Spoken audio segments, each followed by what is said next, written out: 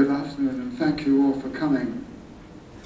I will be reading 2 episodes from a novel called The School Days of Jesus, which I published a few years ago.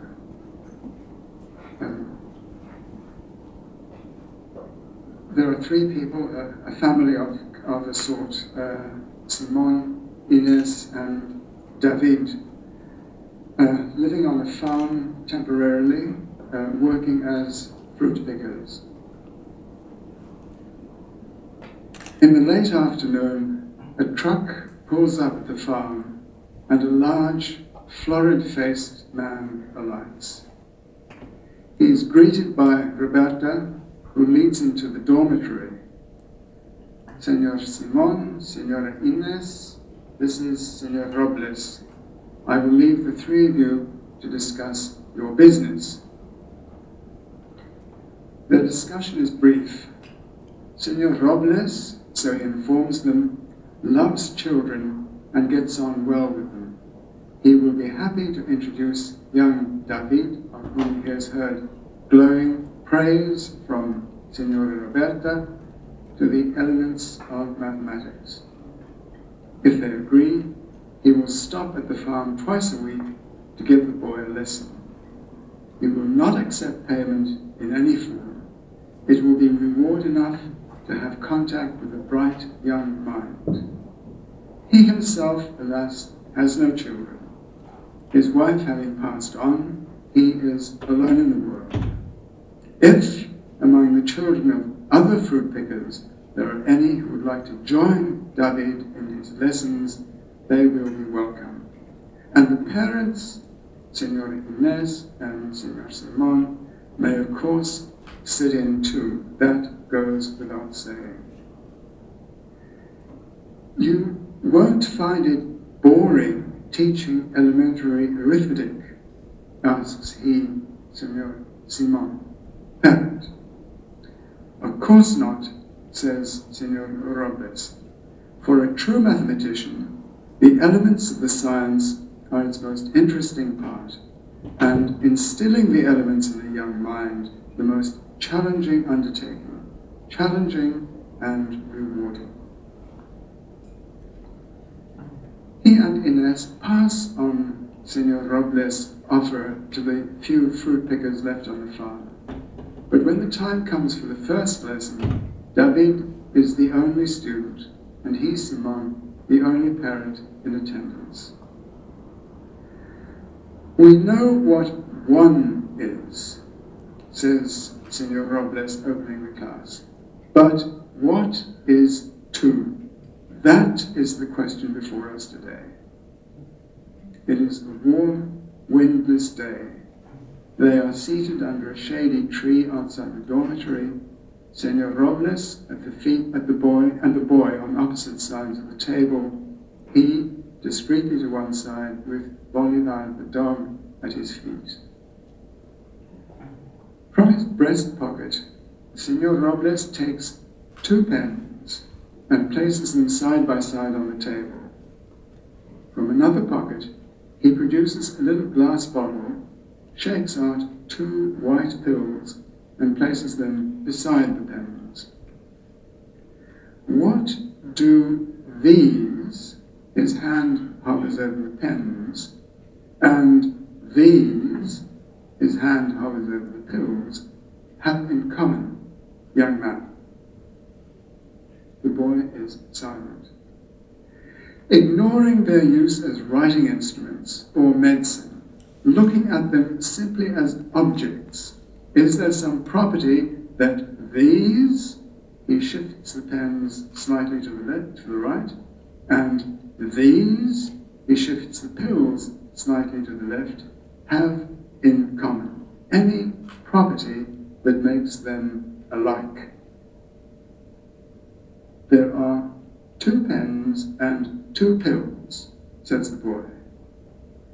Good, says Senor Robles. The 2 pills are the same, but the 2 pens aren't the same because one is blue and one is red, says the boy. But they're still 2, aren't they, So what is the property the pills and the pens have in common? 2. 2 for the pens and 2 for the pills, but they aren't the same 2. Senor Robles casts him, Simon, an irritated glance. From his pockets he produces another pen, another pill. Now there are 3 pens on the table, 3 pills. What do these, he holds a hand over the pens, and these, he holds a hand over the pills, have in common? 3, says the boy, but it's not the same 3 because the pens are different. Senor Robles ignores the qualification. And they don't have to be pens or pills, do they? I could equally well replace the pens with oranges and the pills with apples, and the answer would be the same, 3. 3 is what the ones on the left, the oranges, have in common with the ones on the right, the apples. There are 3 in each set. So what have we learned? And before the boy can answer, he informs him what they have learned. We have learned that 3 does not depend on what is in the set, be it apples or oranges or pens or pills. 3 is the name of the property that these sets have in common. And he whisks away one of the pens, one of the pills. 3 is not the same as 2, because he opens a hand in which nestle the missing pen, the missing pill.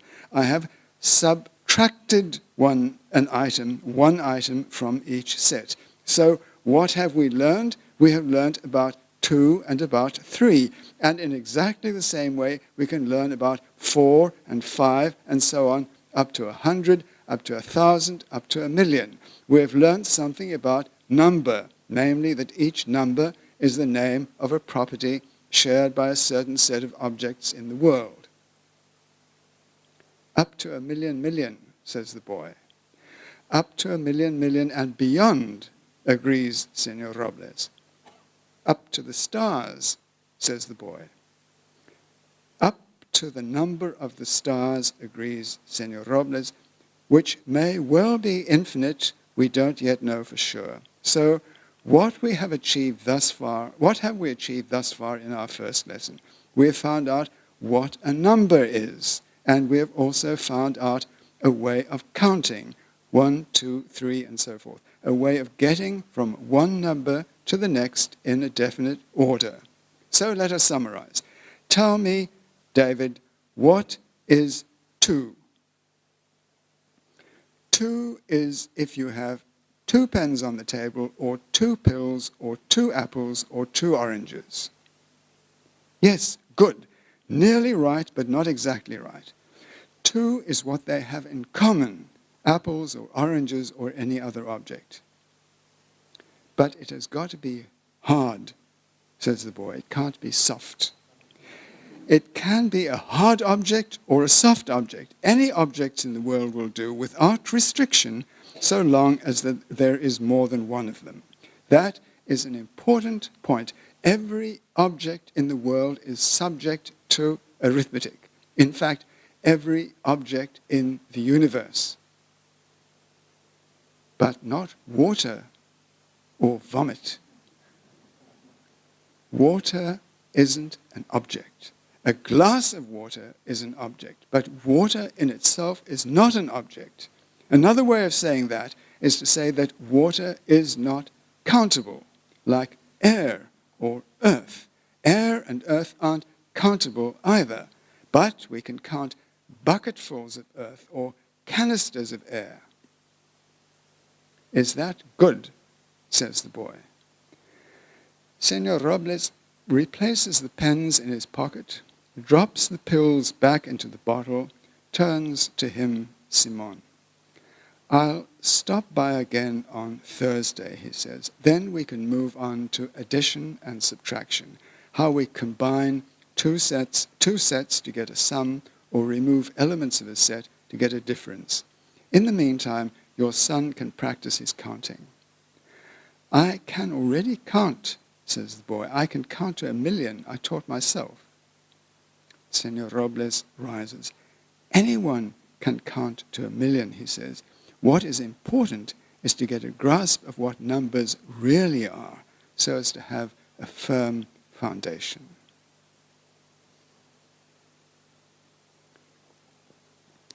I move on to a second episode. From later in the book, Simon is looking for ways to spend his time. From the roster of Spanish courses on offer at the Institute of Further Education, he, Simon, chooses Spanish Composition Elementary. Students registering for this course should have a command of spoken Spanish. We will learn to write clearly, logically, and with good style. He is the oldest in the class. Even the teacher is young, an attractive young woman with dark hair and dark eyes, who tells them to call her simply Martina. We will go around the room, and each of you will tell me who you are and what you hope to gain from the course, says Martina. When his turn comes, he says, my name is Simon, and I am in the advertising business, though at a lowly level. I have been speaking Spanish for well over a year and have become fairly fluent. The time has come for me to learn to write clearly, logically, and with good style. Thank you, Simon, says Martina. Next. She hands out copies of the course reader. They read a specimen of a business letter, a letter from Juan applying for a job as a salesman. They take note of the form of salutation and the form of closure. They examine the paragraphing. A paragraph is a unit of thought, says Martina. It lays out a thought and links it to the preceding and succeeding thoughts. For their first assignment, they are to practice composing in paragraphs. Tell me something about yourselves, says Martina. Tell it to me in the space of 3 paragraphs, linked each to the next.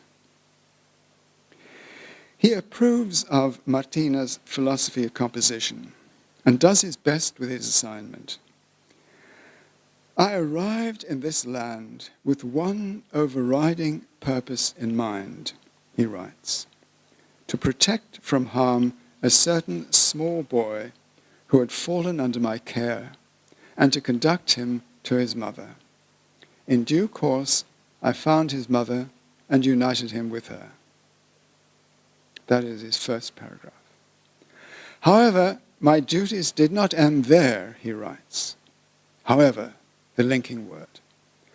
I continued to watch over the mother and child and see to their welfare.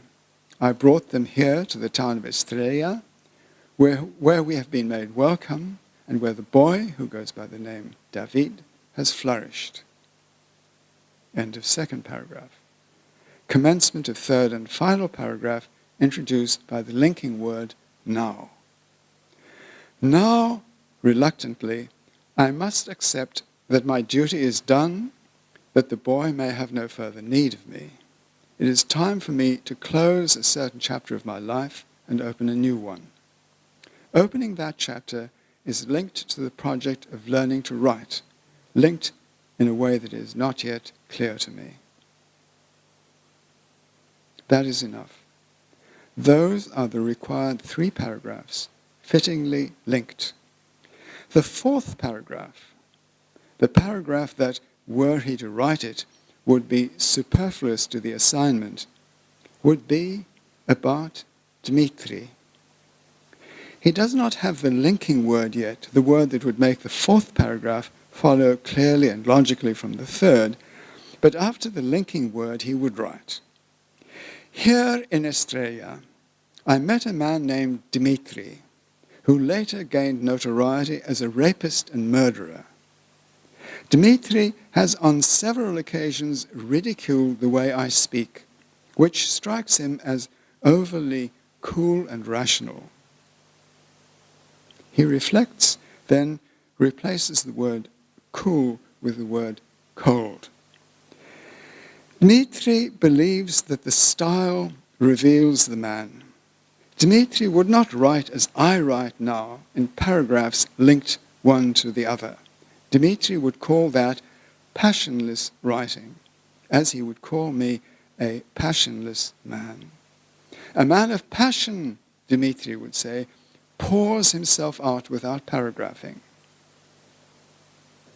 Though I have no respect for this man Dmitri, he would continue in what would be a fifth paragraph, I am troubled by his criticism. Why am I troubled? Because he says, and here I may well agree with him, that a coldly rational person is not the best guide for a boy who is impulsive and passionate by nature. Therefore, sixth paragraph, I want to become a different person. That is where he comes to a halt, in mid-paragraph. It is enough, more than enough. Martina hands back their assignments. On his, she has written, good paragraphing, unusual content. Their second assignment is to write a letter of application for what Martina calls your dream job, the job you most want to land. Remember to sound attractive, she adds. Make yourself wanted. Estimado señor director, he writes, I am responding to the notice in today's Star inviting applications for the position of museum attendant. While I have no experience in the field, I have two qualities that make me desirable. In the first place, I am a mature and dependable person. In the second place, I have no great expectations. If I were to be appointed to the rank of attendant, I would not expect to be promoted to principal attendant the next day, much less director. He divides the block of prose he has written into 4 parts, 4 brief paragraphs. I cannot honestly claim, he adds, that being a museum attendant has ever been a dream of mine. However, I have reached a point of crisis in my life. You must change, I say to myself. But change into what? Perhaps the advertisement on which my eye fell was a sign intended for me, a sign from the heavens. Follow me, said the star.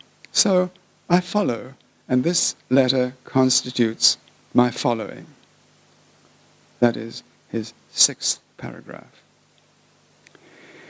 He hands in his letter to Martina all 6 paragraphs. During the break, he does not leave the room, but remains at his desk, watching covertly as she reads. At the end of the break, she returns the assignments. On his, she has written, please see me after the class. He waits after the class. Simone, I have read your assignments with interest, she says. You write well. However, I wonder whether this is the best course for you. Would you not be more at home in a course in creative writing? It is not too late to switch courses, you know. If you are telling me I should withdraw from the course, I will withdraw, he replies. But I do not conceive of my writing as creative. To me, it is the same kind of writing one does in a diary.